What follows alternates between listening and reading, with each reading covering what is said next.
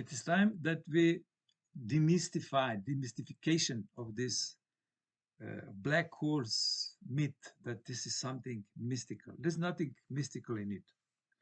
So if, or let's say if we would have a black hole with the mass of the sun, the mass should shrink on the radius of 3000 meters, okay?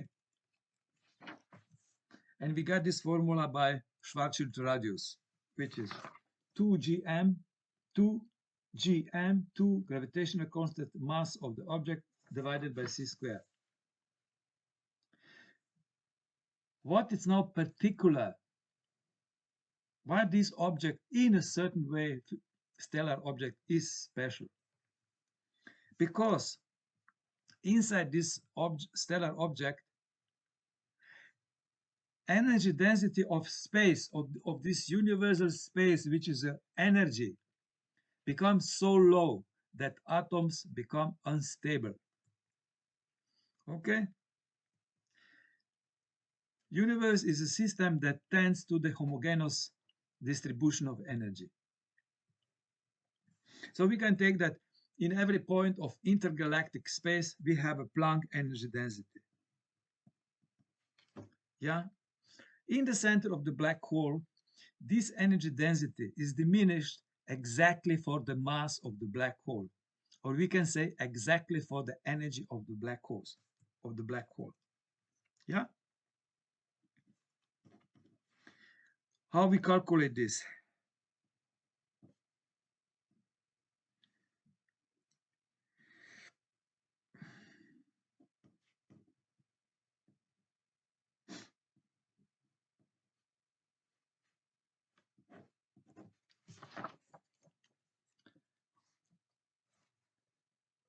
Planck energy density is energy density of the center plus m by c squared divided by volume.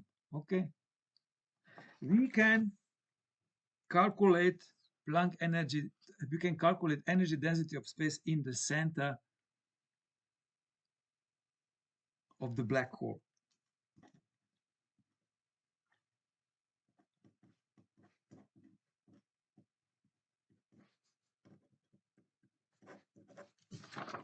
Which is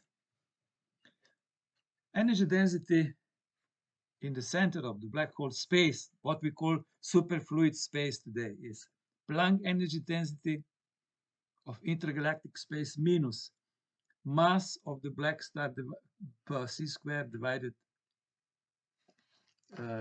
with volume. Okay,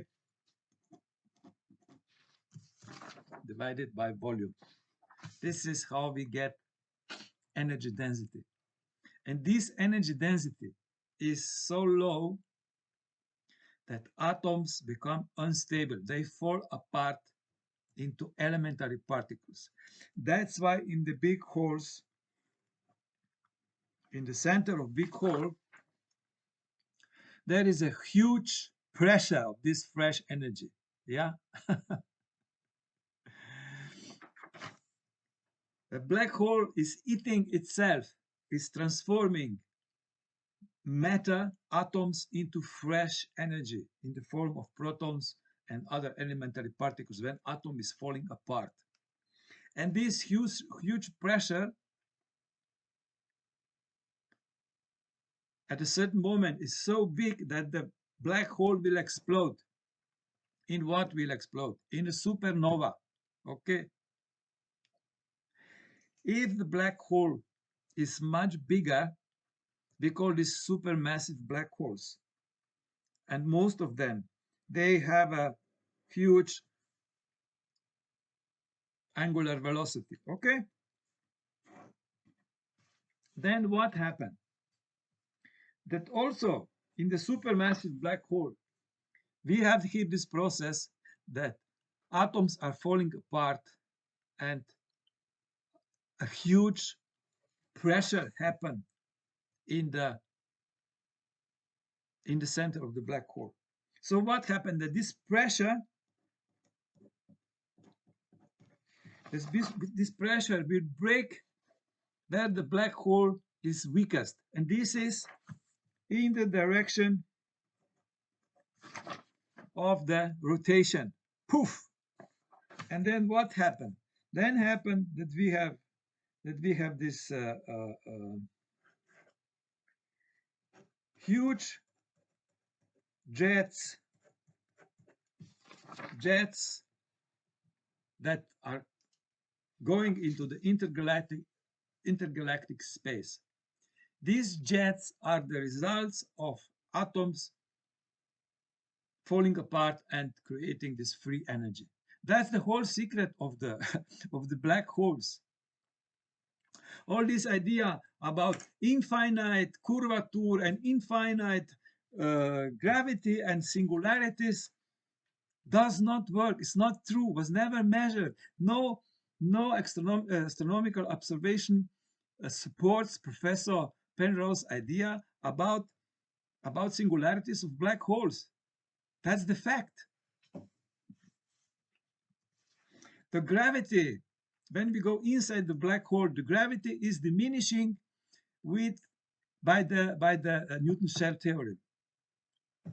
And in the center of a black hole, gravity is not infinite. Gravity is zero. But something else happened there. That the space is so low that atoms become unstable. Thank you very much.